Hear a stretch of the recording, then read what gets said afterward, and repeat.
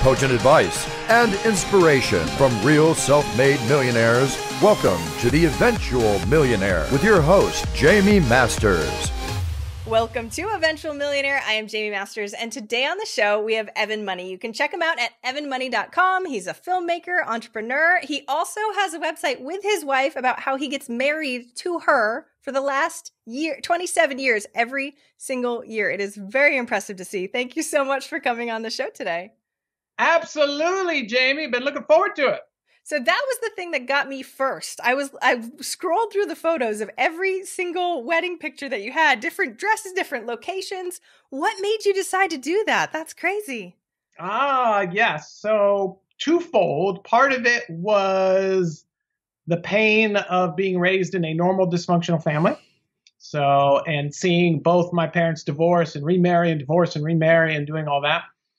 And the other part of it was, again, being born here in Southern California and born and raised. This is the only viewpoint I have.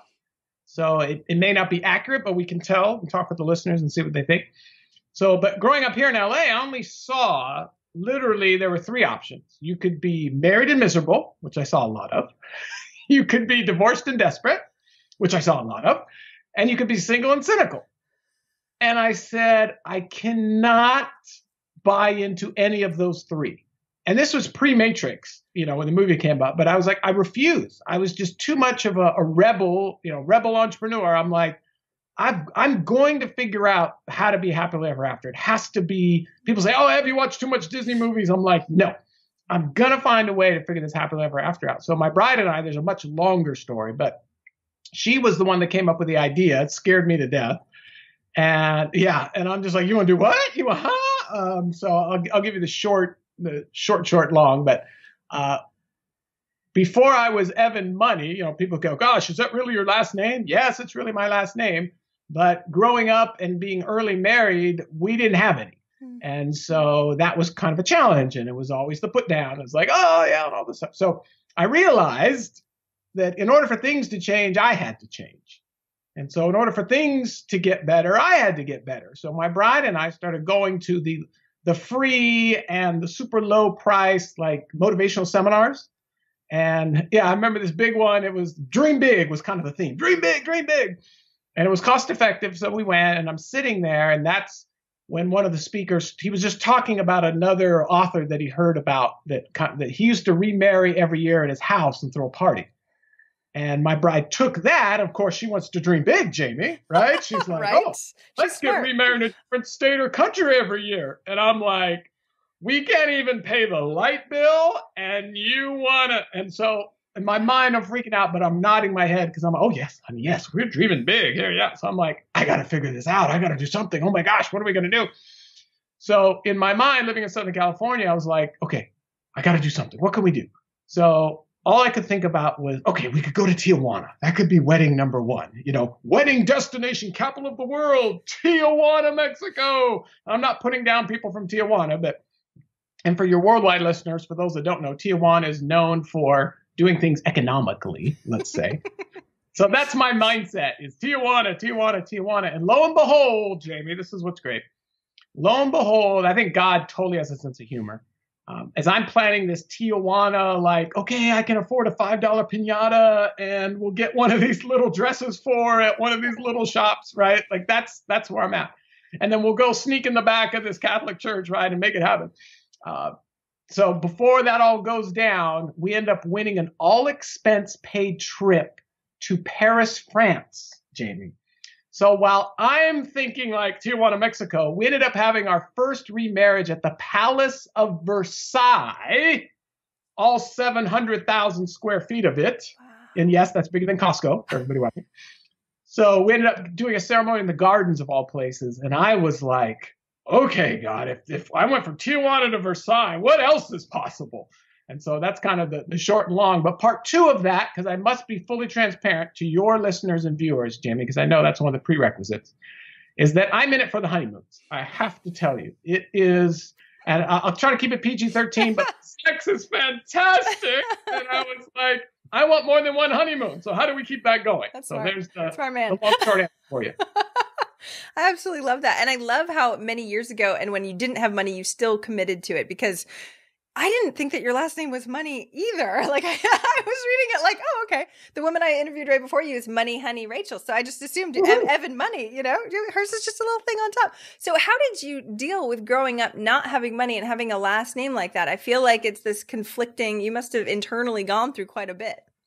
Oh, yeah. I mean, that's a very, very long journey. But on the light side, my bride was unashamed to marry money. So, there's a fun one there, right? So it was so interesting because it was almost the tale of two worlds. So again, normal dysfunctional family. So mom and dad get divorced when I'm little, and my mom just wanted out. And so in those days, normally the wife gets everything, right? Like you get custody, you get the house, you get it all, right? She just wanted out. And so she ended up getting nothing. And so there was this tension because my dad kept the house. And my dad had lots of money and only spent it on himself. And my mom had nothing. And at a very short into the divorce, he stopped paying the alimony, which was contentious. And it was always this tale of two cities. So we would go see our dad on the weekends and then our moms during the week. And it was like, wow, this is so interesting. This is just this interesting dynamic. And so I saw wealth and excess on a negative standpoint, what my dad modeled. And then I saw my mom doing the best that she can, single mom. She was a single mom before single mom was invented, right? And so she's trying to lead with integrity and do all the stuff, but there's no money. And so I was caught in this really, and I think a lot of viewers can understand, there was never a positive around money. It was either like, hey, you're either rich and a jerk, or you've got nothing, you got to scrap for everything, and everybody's against you. There was never another third alternative. There was never like, hey, be generous and give a lot away. There was never any of that. So I was in these two worlds, both negatively polarized by money, and literally just kind of had to crawl my way out of that and create a new mindset around and eliminate these old stories about all I saw around money. And the same with marriage, right? It was like, okay, surely there has to be a better way than this or this. So that's kind of, again, long, short answer for that journey of dysfunction for me. Well, I love that your last name is really Money. I think that's absolutely amazing, especially with what you talk about with it being a full life. So I know it's not just about the money for you or your site or anything like that. So how did you transition from going, I feel like I should have money and I shouldn't have money both at the same time, along with, well, wait, life's more important. And now you're a millionaire. So of course you have money too. Like, tell me about that transition.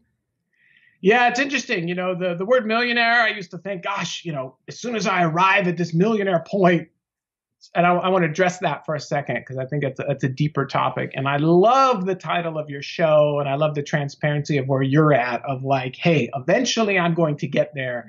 And your journey is spectacular, of like, hey, I was the hard charger, I'm doing all this stuff, and I woke up going, this is stupid, right? Like, what am I doing this for, right? Very similar, right? Like, I looked at my dad and I was like, well, if that's what money's about, I don't want it, right? And then I looked at my mom's side and was like, but yeah, paying the rent would be a really cool thing to do, right? Yes. So there's this tension point. So where you were at, you're like, no, I'm done with that. We're going to figure out a different way to do this. So there is this, I think this lie and story that we tell ourselves that somehow when we become a millionaire, something inside here, I don't know if you can see my heart, but something in here is going to change. And I still remember, I'll give you some football analogies because I'm a sports guy, but there's a very famous football player, and he's still big in the sports world. His name's Deion Sanders. And Deion shared the story with me. He said, Ev, the lowest point of my life was when I won my first Super Bowl. And I was like, how can that be? And so he explained that, his whole career, he was the big draft pick, and he was the hot guy, and he had all the, when he was in his heyday, all the, like MC Hammer and all these people on the sidelines. And it was just like, Deion was the man, all this, but he had never won the Super Bowl. And everybody kept saying the Super Bowl's the ultimate, Super Bowl's the ultimate, Super Bowl's the ultimate. A lot of the times where we keep thinking, oh yeah, once I'm a millionaire, man, once I'm a millionaire, oh man, once I'm a millionaire. And so he said the night they won, the game's over. He's held up the trophy, he did the whole thing. He's in the locker room and he hit his all-time low because nothing changed on the inside. The outside can't change the inside. So for those listeners that are listening and watching, if you think that, oh, when I'm a millionaire, then I'm going to feel generous. When I'm a millionaire, then I'm going to feel secure. That's the biggest lie and biggest pain point in the world. You're in a life full of pain if you think decimal points on a screen are going to change your security. And so people keep having these myths about what money's going to do, what this status will give them, but the outside can never change the inside. And so that was a huge wake up point for me of understanding like, whoa, wait a minute. And so I had to really kind of deconstruct these money myths and slowly, painfully, the process of, and I marvel. Everyone's got I love hearing the stories of people going, yeah, I was, dead broke. And then the next day, boom, my business turned around and I invented Twitter and I did this and I did that. And it's like, good for you. Yeah. My thing was so painful and so slow and just one step in front of the other. And I just encourage people, we all want to paint a masterpiece in life, whether as a parent, whether as a spouse, whether in business. We all want to be, man, I want to paint this great masterpiece. And we all think it happens like at one time. But I remember Brendan Burchard sent this message out a long time ago. He said, hey, just put a little bit of paint on the canvas today. Just a little bit of paint. Just a little bit of paint. Because the only way you're going to create a masterpiece is just a little bit of paint at a time. And so often we see these people's masterpieces. You've had super successful people on the show. I remember the show I watched a couple times ago, Ray, the Silicon Valley legend, right? It's like, oh, look at his painting. It's way better than mine, right? Yes. But realizing he had to do the same thing, just a little bit of paint at a time, So during this unique time that we're in now, we're in like this mass time of apathy. Mm-hmm. And I just encourage people, man, even if it's just a tiny little dot of paint, you're making progress. And if you just put a little paint on the canvas every day, before you know it, you're going to have your masterpiece created. You're going to be, this is awesome. And sometimes you may get a few extra strokes, but for most of us, I'm just letting you know, for most of us, it's a little bit at a time. And everybody else's painting looks so much better and easier than ours. and that's because the bad stuff is easier to believe. And that's part of this journey that you asked me about. Like, well, how'd you do it? It's like, well, first I had to every day massage my mind to be like, okay, the bad stuff is easier to believe, but what if the bad stuff isn't really true? Right. Yes. What if Exactly. I'm not as big as a loser as I think I am?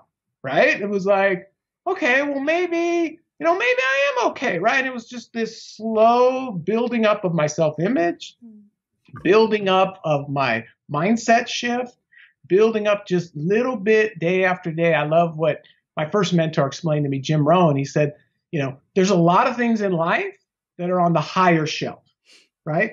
In order to get to the higher shelf, you have to stand on the books that you've read.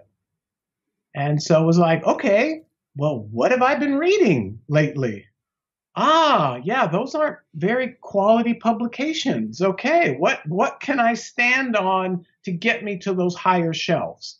And so part of it was, getting away from the blame game, right? Like, okay, going back to that negative mindset where everyone's after me and, only those people get ahead and everyone's trying to do this. And it was like, well, wait a minute, what can I take responsibility for? So the first thing I started doing is reading quality books. It was like, okay. And then I took my first step up and I was like, oh, I could maybe reach that shelf and then reach that and reach that. So again, long answer, short question, but it's this daily process of growing and improving is what gets us there. But when you look back and this, I'm a millionaire now, it's like there's a lot of people that are millionaires are more miserable than when they started because they think that certain number in the bank is going to do something for them, or that Super Bowl trophy is going to do something for them, or as soon as I sell my company, then that'll do something for me. And it never works. So it's about building you first, and everything else takes care of itself. Okay, let's dive really deep into that because I so appreciate everything that you're saying, and it's easy to see external things because it's physical, so when everybody else can see it, and it's like, oh, look at me, right? But I've over and over and over again, people have said it's millionaire myth, right? The issue that's so wonderful that you can bring up right now is that the slowness is so easy to say now, but when you're in it, right? right? It's so squishy. The personal development and internal work is so like, I don't know if I'm making progress. Was that paint really paint, or did I paint white on that canvas, right? Like where is this, and am I doing it right? And again, all that self-judgment sort of comes in. So how, when you were going through that, what would you tell yourself to make that daily commitment? Or did you ever think that you were going backsliding and not making any progress? And tell me a little bit more about the actual inside, what you were working with. No, I so appreciate that transparency, Jamie, because I think there's a lot of, I think just, compare-itis and all this nonsense out there. And so I really appreciate you asking that and going deep. So the simple truth for the listeners and for you to understand is that by the way you asked that question, you assumed that I've arrived somewhere, and I haven't. And so it is a daily process that never ends. And what I've discovered is it really is a lifestyle. And so when I teach all over the world and the people that I work with and consult with, this is the thing that we really drill down, is that unless something is a lifestyle, it never gets done, or it doesn't get done to any standard of greatness. So if every day you got to think, oh, gee, should I eat healthy today? I don't know. Oh, yeah, I don't know. Right? This battle, right? Or, gosh, should I work out today? Should I exercise? Oh, gee, I don't know, right? If it's a lifestyle, it's autopilot. You don't have to think about it. When personal growth becomes a lifestyle, it's not about, oh, gee, I haven't read my good book today. Oh, yeah. It's a lifestyle. And there's only certain things, there's only so many lifestyles you can have, right? But you have to make it a lifestyle. And so for me, growing as a person is a lifestyle.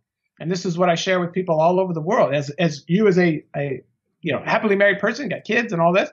So for me, I can either go through life or I can grow through life together with my bride. And so it was like, how do we create a lifestyle of growing together? Because if that's just what we do, guess what? I don't have to sit down and teach my kids, because more is caught than taught, right? All they're doing is watching. Oh, gee, you guys are going to another seminar? Wow, gee. Oh, wait, you're going to go speak, but you already speak on this stuff. Why are you going to a seminar about it? Well, because I want to learn. Wow, what book are you reading, Dad? Why, you're reading a marriage book? I thought you guys wrote a marriage book. Well, yeah, we want to make it better. And so just creating this lifestyle is our young adults can just watch. And so, and we still fall into the bad parenting stupidity, like lecturing them and doing all this stuff that never works, right? But for the most part, the lifestyle speaks to it. And so that's really my personal growth journey, is it never ends. It's a lifestyle. And so I'll touch briefly, again, my faith is not everybody else's faith, but there's one thing, God gave me this download that I want to share that I think is really important for people watching. So I was down on myself, Jamie, because I didn't think I was making enough progress in reading the ancient scriptures, like the ancient Greek scriptures, ancient Hebrew scriptures. And so I'm reading Psalms and I'm like, I've been in Psalms for 3 months, right? Like, am I making progress, to your point, right? Like on Psalm 93, it's like, I've been here since, last year, right? The bookmarker is not moving, right? It's like the same thing every time. And I got this, again, God just gave me this total download. He's like, look, the Bible is not a book. It's a lifestyle. It's like, are you ever going to stop? I've been reading this book for 15, 20 years. And it was like, well, am I ever going to stop reading it? No. So what's the hurry, right? Like, I get caught up in this, like, oh, I read 20 books a month, and I read 50 minutes. Like, so instead of getting into like, oh, I got to read all this stuff, or even like podcasts, just a quick ADD segue. I heard a guy come on to say he listens to podcasts at 1.5 times speed so he can get through it. And I'm like, I don't want to get through anything. I want to get from it. So rather than trying to hurry up and read more Psalms faster, it's like, why don't I just what can I get from this today? So for me, some days it's one sentence. I read one sentence and I'm like, oh, I could think about that all day long. Wow, okay. The bookmarker hasn't moved, but that one sentence. So when I got at peace with, hey, I could be in Psalms for the next 5 years and it's okay. Because it's, what am I getting from this instead of just getting through it? And again, there's all kinds of books and things like read the Bible in a year. Oh, great. It's like, hey, for some people that's great. But for me, it's just this lifestyle of every day I'm in it. Every day I'm learning. Every day I'm growing. And there is no finish line. So there's never this arrival like dun, dun, dun, dun. So it's just for me, just that daily growing. And then every once in a while, I'll take a look and go, wow, we've come a long way. But if I look forward, I'm like, wow, we've got a long way to go, right? So it's just like, okay, what can I do today? What are we going to work on today? All right, today, we're going to grow a little bit. We're going to work on this. And every once in a while, we get these exciting highlights like, okay, today's the Oscars, or we can cancel that and come on Jamie's show. It's like, woohoo! So these big highs. So I hope that helps. It totally does. And what I find so interesting, especially in business, is we want a KPI and we want to measure everything. And I do too, right? I'm like, okay, I want to measure all the things. And when we talk about personal growth, it's very difficult, like you were saying, to measure it. And the patience that is needed, which is hard for an entrepreneur that wants it done yesterday, right? So it's amazing that you've sort of had this insight. Is that something that you stick with? Because I feel like things pendulate. Like they go, oh, today I feel amazing and I'm totally at peace with being in the moment. And then other days I'm like, like I can't. You know what I mean? So where do you go on that pendulum also? Is it some days you feel like you totally resonate with that, or is it sort of set in you so much that it's so daily that it's integrated? I would love to say, yes, it's fully integrated and I'm awesome. And yes, but the simple truth, like you're talking about daily, I'm like, let's talk about hourly, right? Like seriously. That pendulum is like, and I think part of it is being okay and understanding that it is a pendulum. Totally. It's like, oh, it's a pendulum. Okay. So here's one I think that'll really, this can go in a separate way or can really lock this in. So at this time, 2020, COVID-19, we're finally starting, like people are allowed to get haircuts now. Oh, it's so exciting, right? But there's a lot of anxiety going on right now. There's a lot of fear going on right now as we talk about this pendulum, right? So the only way you can feel fear and anxiety, whether it's financial, whether it's, oh my gosh, what's going to happen to the kids, or in our personal growth journey, right? Like this anxiety of, oh, am I growing? Am I not growing? I don't feel like I'm growing. What's going on, right? So the only way you get fear and anxiety, Jamie, is when you're thinking about the future. And that was this cataclysmic shift for me, because it was like, oh, that's how I can stop this. I can stop the pendulum if I realize, oh, just stop thinking about the future. And it can even be good anxiety. Like, oh my gosh, I got this big deal coming in. What am I going to do with all the money? How am I going to shelter from the taxes? Where are we going to, right? And even that gets me going. Like, it's like, hold it. Okay, let's focus on, right? The future brings anxiety and fear only. So if you're not in the future, you can't feel fear and anxiety. So, and then the past, of course, is all about regret, right? And the coulda, woulda, shoulda, right? So it just centers me so much to say, okay, what's happening right now? Okay, right now I'm sitting with Jamie. Right now I'm talking to eventual millionaires all over the world that are hungry for information. Let's focus on right now. And so that pendulum stops shifting whenever I just, the pendulum, I can just grab it and go, where am I now? Where am I right now? What's going on right now? And my pendulum gets going sometimes at night. For whatever reason, I'm laying down to go to bed, and the pendulum like, like, oh, what do I got tomorrow? What's going on? And I'm like, even all this fear and anxiety stuff that may start triggering, I'm like, it's 10 o'clock at night. Who am I going to call? What, right? There's nothing I can do. So I take the pendulum. What can I do right now? Gosh, the best thing I can do right now for me is to get a good night's rest. So let's work on that. So yes, the pendulum is nonstop, and it's just about, hey, how do I, sometimes it's hourly, sometimes it's daily, but there's always those times where you got to stop it and say, let's look at what's going on right now.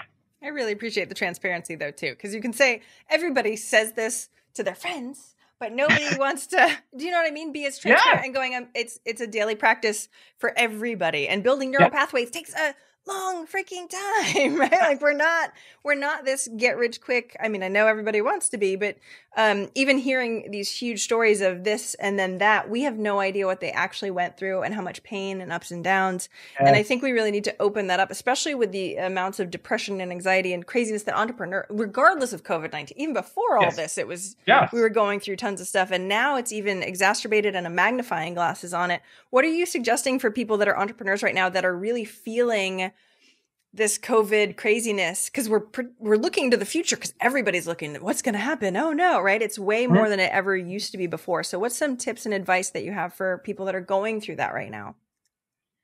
Yeah, part of it is that understanding that the fear and anxiety comes from the future, but also understanding that there can be, I had a great one of these sessions where I spoke with a Fortune 100, I think it was, it may be Fortune 150, I'm approximating, but we had a great Q&A. And one of the gals was like, well, hey, is it okay that I get excitement from the future? I'm looking forward to things and things. I'm like, absolutely, that's all right. So like even looking on the calendar for this show it was like, oh, I get to share and express and maybe help somebody. That's like an exciting part of the future to get excited about. But this whole COVID-19 and all this, and what does it mean to entrepreneurs and da-da-da. I mean, for me, the full transparency is I fall into the challenge of it's a lot easier to feel confident and secure when cash flow is where I like it to be. Okay. Yep. External circumstances do matter also. Yes, sometimes. Yeah. They help but understanding that in itself is the biggest trap. Yeah. And so it's really about telling on yourself constantly. So I still remember Tony Robbins shared with me one time, he had a client. Now this was circa 1990. So I want you to take your house that you're in now, all you listeners, or wherever you're living, take the real estate values of 30 years ago, right? Okay, and think, gosh, how much real estate could I bought 30 years ago? So this guy's in the 90s, and for him to feel not just secure, Jamie, but for him to not spiral into massive depression where he's taking pills and contemplating suicide, okay, that's where he was at. He had to have a certain number in the bank, liquid, okay, not assets, liquid. And that's the other thing, these paper millionaire net worth, like, we do in the pre-interviews, like net worth, it's like, hey, net worth is exciting, but you got to liquidate it. You got to pay tax and all this nonsense. So I'm talking net cash, like I can put my hands on it, right? His amount that he had to have in the bank to prevent depression, pills, drugs, this spiral, how much he wanted, how much he needed? It was $20 million. Okay. Now, for most entrepreneurs, they would go, 20 million bucks. Man, I could do a lot, man. I feel really good with $20 million, right? 20 million. But for this guy, right? So it's this BS relative number. Yep. So here's another number I tell people, like, here's what's interesting. So think about, let's say, let's play the numbers game, right? So let's say, for wherever it came from, right? Let's say there was $50 million in your account that got wire transferred. And it's like, nope, this is legit. It's not some bogus email from Nigeria. This is a real, $50 million. Here you go. Spend it wisely. Okay. Most entrepreneurs that are listening to this show would feel very secure with $50 million in the bank. Okay. I myself included, I'd be like, hey, 50 million, that's, you can't live on it, but it's a good start. Right. So now let's take someone else. If you're Bill Gates and you log into your account and there's only 50 million in there, you're in panic. You're in anxiety. Where did it all go? What happened to it? Right. So there's this myth and this lie of like, okay, well, I'd be fine with COVID-19 if I had X in the bank. And, that's always a lose-sum game. That's the ultimate pain point to be in. So because we're in COVID-19, this is a little bit of a challenge, Jamie, but I'm going to ask you to do this anyway, and your listeners as well. And so we're video so I can see you. So I'm almost going to ask you to put on the back of your board. But do you have a pen? Is there a pen and paper where you're at? Okay. Yes. Here's what I want you to do. Okay. This is we usually spend like a whole half day on this at one of my events, but I'll do it with you and do it for the listenership. Okay. I think it's very valuable. So right now, all of us have a number. So I'm talking to you specifically. So Jamie, I want you to write down the number that would bring you absolute financial security. So don't say what it is. Okay. I want you to write down a specific number that no matter what happens, we could have 20 COVID-19s back to back. if there was this number in the account, I could feel very secure. Okay, I could send my kids to Harvard. We could go here. We could buy a football team, whatever. Okay, you have the number? You wrote it down? Yeah. Okay, don't show it to me. Okay. I'm going to tell you exactly what that number is. Okay. Okay. Now, all the listeners, if you're listening, pull over to the side of the road. There's something magical that happens when you write it down. Some people are like, I'll type it in my phone. No, that doesn't work. Write it down. Write it on your hand. Physically write this number down. And the more you participate with this, the more you can break and destroy a lot of this pain and financial pain in your life. Okay. So we're letting the listeners write their number down. Okay. I will tell you, Jamie, your number exactly. Okay. And I will tell all the listeners their number exactly. Are you ready? The number is more than you have right now. Imagine that. What a surprise. Oh my God. Always. Yes. Yeah. So if you're in the mindset of thinking that a number can bring security, it's always, you're in for a life full of pain. And so it's about working your way to get out of that to where, hey, you can still say, like me, I love positive cash flow. But if I think it's going to affect the inside of me, I have to transition out of that and look at the real wealth in my life. Like we were talking before we got started. I go look in the eyes of my kids. That's real wealth right there. They're happy. They're strong. They're healthy. It's like, wow, okay, what a blessing. I can look at my bride's eyes and go, wow, we've got an incredible marriage. This is awesome. Wow, we live in Southern California. How great is that? We don't even have seasons. Woohoo! So it's about understanding kind of this real wealth because, again, you're in for a life of so much pain if you continually buy into that more, because what happens is you always think, oh yeah, that's great. But once I get that number, you'll see. Once I get that number, you'll see. And here's what happens. As soon as you get that number, it moves. Yep. Or you slope down the other way to where you have pain, fear, and anxiety to, I don't want to lose it now. Yep, exactly. And that fear, pain, and anxiety is tenfold to, oh, if I could just get there, everything would be great. And so I remember John Maxwell, he did an interview with a guy, last crash, we could just, crash to crash to crash, right? Mm-hmm. So we got the last crash, 2009, right? He sat down with a guy who lost $1 billion, Jamie.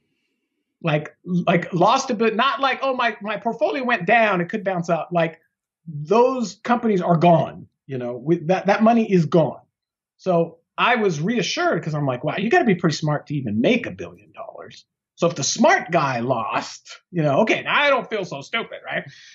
So the smart guy lost $1 billion, and John sat with him and goes, well, what's that like? And you know what he said, Jamie? He said, I wish I would have given more of it away because at least there's value there, right? So if you look at the richest people in the world, a correlation, what you're seeing is all the wealthy people are giving their money away. And it's like, maybe there's something to that, right? Seriously, everyone else is struggling, trying to go, yeah, I just got to make it. But wait a minute, they're giving it all away.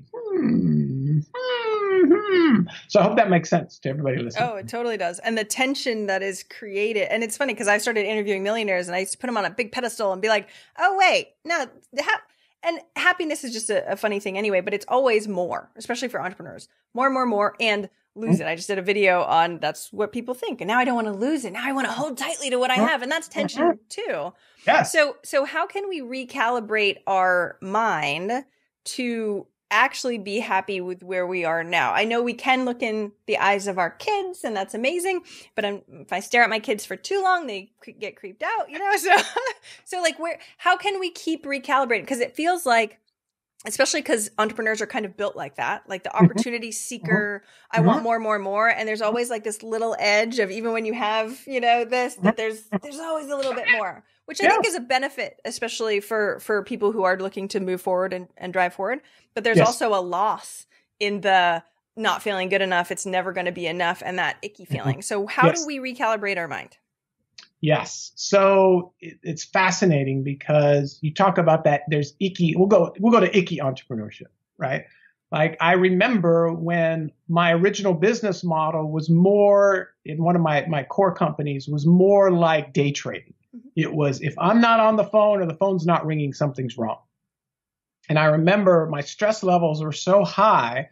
My office was about a mile away from the water, mile and a half from the beach. And I went and I got a box filled with sand and put it under my desk. Because when you have bare feet in the sand, when you're at the beach and barefoot, it's hard to get stressed out, right?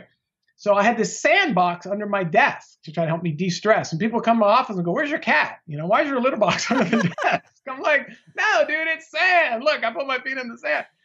And that business model was not serving me.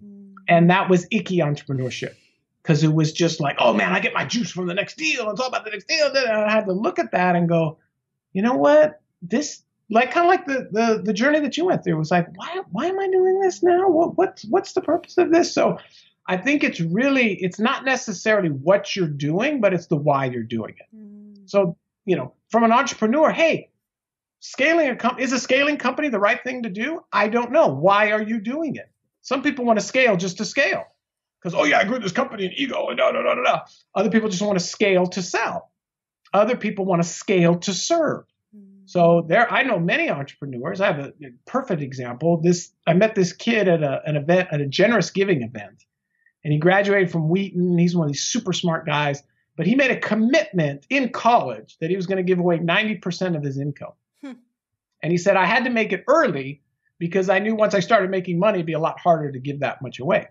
So he ended up getting a fancy big ticket job in New York City. He's living in Manhattan, and he's living with 3 roommates so he can continue to give away 90% of his income. And I was like, wow, that's amazing. And so he has since gotten married. Him and his bride have done some amazing things, but they have a restaurant in New York City that is a nonprofit restaurant. And the purpose of the restaurant is to employ the people that want to work that typically don't get work. Typically people with records, felonies, misdemeanors, whatever, but people that want to work. They don't want to sit at home. They want to go to work. So he created this business model, and the business has to work. It has to make a profit. He has to have business mindsets of, hey, we got to fill these chairs. We got to produce a great menu. We got to do this. So there's the funness of business and saying, hey, we got to turn a profit. But at the same time, hey, the more successful this business is, the more people I can hire and the more people I can serve. So it's really the why, like, why am I doing this? So for a lot of entrepreneurs, it's a toxic why. It's the, hey, my dad never told me he loved me, so I'm going to show him and build this big company, right? Yep. Or, hey, I'm going to prove my brother's wrong. Or, I've got father-son issues, father-mom issues. I was an orphan, right? There's all these, toxic reasons. And again, this is stuff we talk about in our seminars, like, at length, but there's a difference between motive and motivation. So it's this, okay, there can be things that motivate you, but if that's your only motivation, right, or that's the motive, it's like, oh, wait a minute, what's going on? So it's not the entrepreneurship is bad, scaling's bad, all this. It's why am I doing this? And is this serving me? So for you, like, hey, you know what? As a mom raising 2 kids, scaling 10 companies probably wouldn't give me the relationship with my kids that I think is most valuable. Mm-hmm. Okay. Now, other people may be different, but that's the thing, right? It's like everybody wants to, again, compare to other people and what am I supposed to be doing? It's like, no, you got to dial that in with you. And that requires, this is the big thing that I can champion all day long. And if only Whitney Houston would have listened to the lyrics of her own song, the greatest love of all is learning to love yourself. And sadly, most entrepreneurs don't love themselves. And that's a challenge because, oh, yes, I love my kids. I love my wife. How can you give something you don't have? You wonder why, like, there's something missing with my marriage. There's something missing with my kid. That's because if you don't love yourself, you can't truly love them. And so it comes down to this, gosh, am I trying to love myself through building a business when you're not going to get that? Am I going to somehow feel validated and loved if I become a millionaire, right? Like all of a sudden I'm worthy to love myself if I achieve, right? And these are some deep stuff, but it's about recognizing it and understanding there's these stories that we tell ourselves. And it's like, wait a minute, that's just a story. You know what? I can be okay if I don't build my business. It's all right. I don't have to scale to be okay. And so I think just identifying it is half the battle alone. Like I love to tell entrepreneurs this all the time, right? Just getting started, you're already halfway done. Just by starting out, you're like, boom, wow, we've already got halfway there, right? But it's about telling the truth instead of telling these lies all the time and telling these stories and buying into the stories of, oh, my dad never loved me and this and that and that. It's like, okay, let's get to the real story, right? So I think that's the real key part. And then lastly, for me personally, and this is a personal journey, but I'm a core believer. I am not religious whatsoever. But for me, it's the joy of the Lord is my strength. It's not the rules of the Lord. It's not the, it's the joy. It is the joy of the Lord is my strength. And so by tying into that of like, wow, joy really is the true measure of success. And when joy becomes the habit, the natural reaction is love, right? So if you're joyful, right, and the kids act up, it's okay, honey, right? Versus, right? Which is the parts that I get to when I'm not joyful, right? So the more joy I can have, right, the more patience I automatically get. My reaction becomes love instead of, why are they doing this to me? I can't believe this person, and da. And so I really double, triple, quadruple down on the joy. And for me, it just comes down to the joy of the Lord, because it's like, well, gosh, okay, someone made me with a purpose. And so that makes me good enough already. And now it's about, okay, I can be this rose, right? I can either continue to grow or I can shrivel up and die. So how do we just stay on that daily growth path? And whether it's a little bit of pain or a lot of pain, it's just that daily growth and daily blooming. I love how introspective you are in the questions that you're asking. It's interesting. And I'm trying to pull apart all the pieces that you were talking about. Because one is, hey, am I living from a toxic why? But that is a layer underneath it, which is like, ooh, story about family, trauma, whatever. Do we go and heal the trauma? I mean, it feels like a puzzle piece that we don't know what the picture looks like. And we're like, does this fit here? And we're testing and trying. And so what do you suggest for people, especially if they're like, oh, my why is toxic? And it is, I'm an overachiever because I had trauma in my past, which is so common. It's ridiculous, right? So how do we bring and swing that back around so that we know that we're on the right, laying the right tiles in the right place and not having it be trying to shove the pieces in the right spot that don't actually fit, right? Yeah. And I think that, and the other problem is you're still having that comparitis and you're like, well, this guy's doing this, so that must be the right thing to do. And it just comes down to that self-love and looking yourself in the mirror. And if you don't love what you see, then it's that inward journey that nobody else gets to see. And so I would encourage people, and you're going to get help in many different ways. Like for me, for books, I love finding myself in books.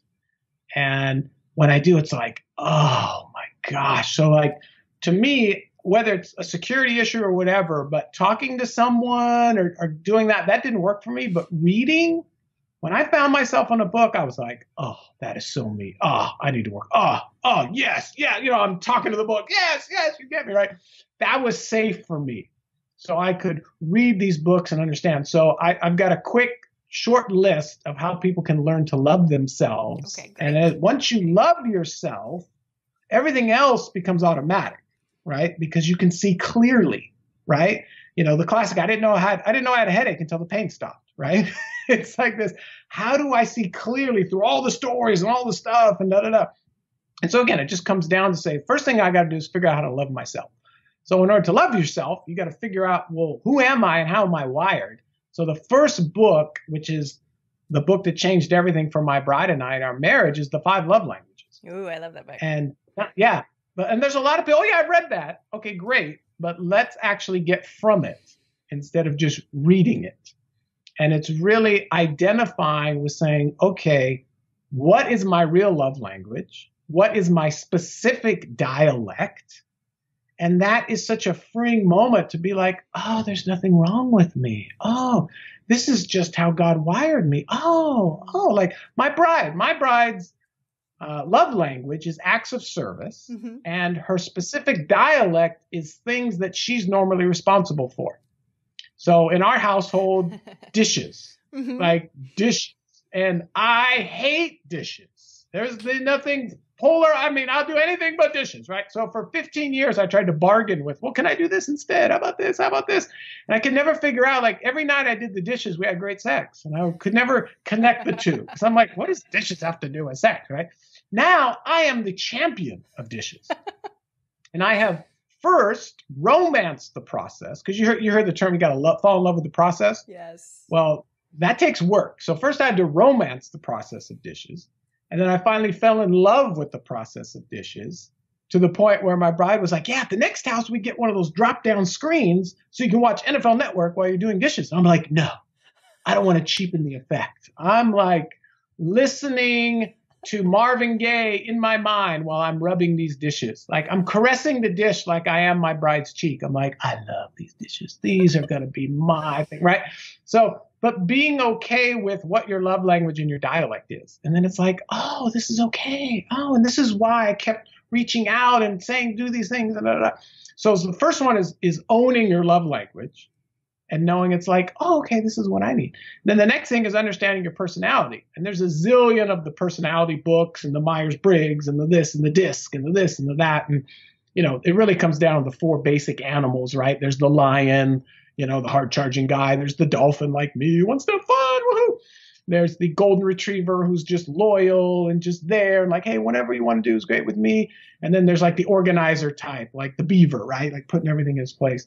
So once you're okay with like, oh, this is kind of my personality type, and oh, this is my love language. Oh, yes. And then when you can understand, I'm trying to think who owns it now. I think it's Clifton something owns it now, but it used to be the Strengths Finder test. Mm-hmm. That's a gold mine of like, hey, what are my strengths? And it's like, okay, I have these strengths. I have this love language. I have this personality type. Wow, okay, I get it now. Oh, yeah. And that's like this awakening to understanding yourself and then falling in love with yourself.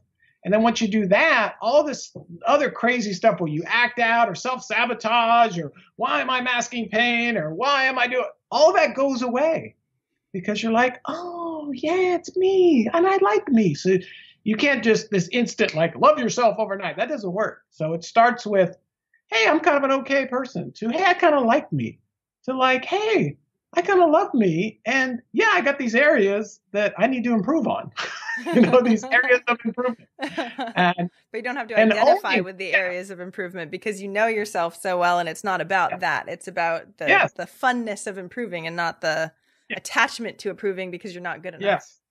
Yes. And then the key, you know, the classic, right, of everybody already knows your weaknesses and your areas of improvement. They just want to know that you know.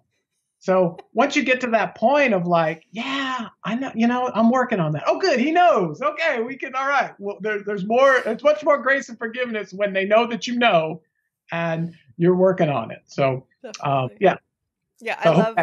No, I absolutely love it, especially because it is a bit tactical. It's making the puzzle pieces come clearer. So you're like, oh, I now have a bit more of an idea of what I'm working with instead of it just being this amalgam of nothingness. And you're like, I don't know what to do. And I think that's the more I've come into alignment with why, the less I want to achieve, which is also kind of annoying, but also really great, right? So the lessening of the trying to prove and trying to have more judgment and that sort of stuff. And so as you go through, do you feel like that you've lost some of your vigor in progress and making a movement or? It's exponentially more because all that bandwidth is gone now from all this toxic, just, you know, icky entrepreneurship, right?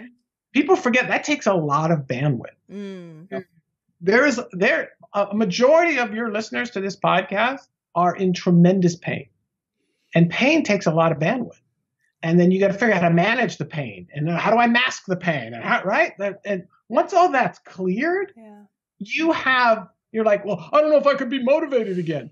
Trust me, it's a different kind of motivation, and it's a more exciting, it's more healthy. There's no more side effects. There's no more of this, oh, I had to sacrifice here to do this and do that. It's this non-side effect version of yourself and of motivated. And again, it comes from that place of joy. So when you're in that joy place, you're 10 times more motivated than you are now. But again, it's cleaner fuel is the best way to say it. That's a great way to put it. Yeah, it's like the radical authenticity instead of wearing 12 masks and going, no, one of those is behind here. Yes. Eventually you get there. Yeah. Yeah. And I think you just forget how much energy that burns. Totally. Right? Like you're saying, even just one mask is like, oh my God. But like when you're saying you got the 12s and you got this and this and this, and again, you can sort of hear it from me, but once you start putting it down, each mask is like an atlas ball of just like, oh, okay, I don't have to do that anymore. Yeah. Goodness, thank you. And then boom, you can put the next one down, the next one, and the next one, the next one. And then it's just like, oh, this is so freeing. And then again, you get into these next levels of intimacy and joy that 98% of the world never gets to achieve. And people just look at you and they go, man, how'd you do it? And you're like, okay, where do we start, right? Let's start with the process. Okay, let's, one step at a time. Go watch the podcast and then go to one of your days. And I think that is so important. I love seeing the joy and excitement and the pictures of you and your wife. And it's just wonderful to see an embodiment of happiness along with the vulnerability. I feel like normally we've got the embodiment of happiness that has 12 masks and we're like, who's right? But I can feel it from you that you're just so joyful, and I really appreciate that. I know we have to start wrapping up. I had no idea how much time I got by.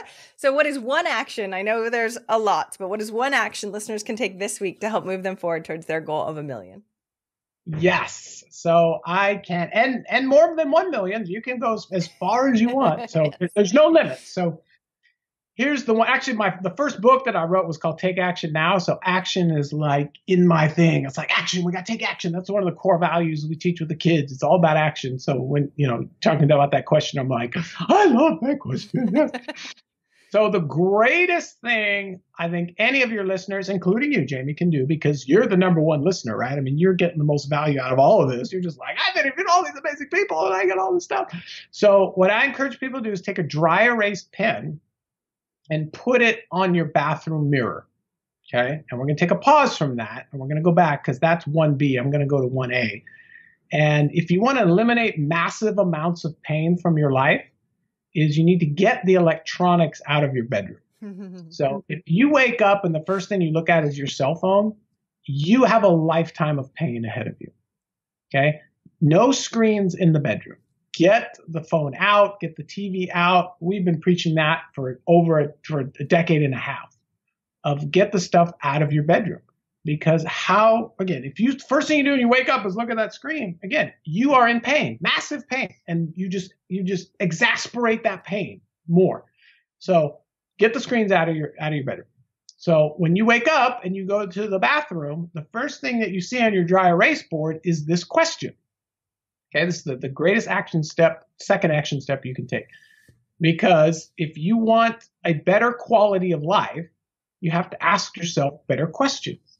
And that's what we've talked about this whole show, right? Of self-love and everything else. Like, why am I doing this? Why am I going after this so hard? What is this doing for me, right?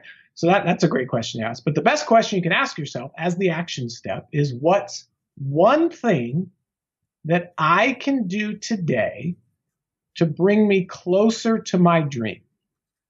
So if you write that on your dry erase board in your mirror and you wake up and you look at, well, what's the one thing? Oh yeah, I could text so-and-so. I could send an email to Jaime. I can, do this proposal. I can work on this. I can structure this. What? Not 5, not 3, not 10. What's the one thing I can do today? That's the little bit of pain, right? To bring me closer to my dream, okay? The real dream, not the, oh my God, no, taxes do not count, right? It's what's the one thing I can do today to bring me closer to my dream. And you do that one thing, and I'm telling you, put that little paint on the canvas, and you do that once a day for the next 365 days, that's 365 action steps to your dream. you're going to be light years ahead of everywhere else. So just that one, starting with that question, what's the one thing I can do today? And that's how I was able to create my, I'm well known for, I have a documentary that we had a lot of, big names in it. People like Joel Osteen and people like Darren Hardy when he was the head of Success Magazine. And people are like, man, how'd you get all these people? And I use that same formula. What's the one thing I can do today? Okay, I can make another phone call to 1-800-JOEL and see if I could get it, right? So I just started with those one things. And hey, you feel so good after doing that one thing, you may do 2 or 3. But it's just that one thing. And for some of us, it may be like comb my hair today. That's fine. It's that one thing, because the one leads to the next, to the next, to the next. And before you know it, that one thing becomes that lifestyle.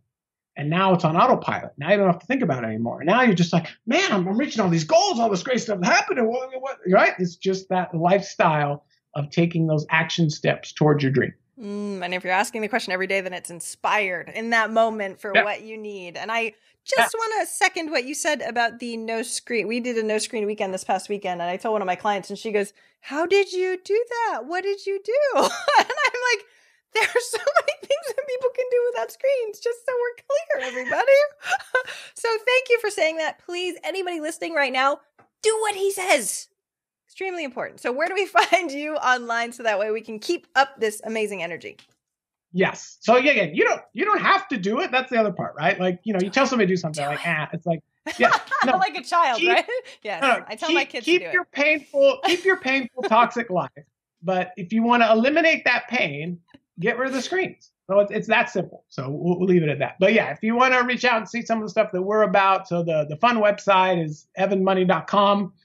You can see fun videos and all kinds of cool stuff. And if you're a reader, some people love to read. I have a hard copy, not a digital copy, but if you are in the lower 48 states of the United States, I have a free hard copy of my bride and I's magnum opus called Happily Ever After, Discovering True Love and Freedom in Your Marriage.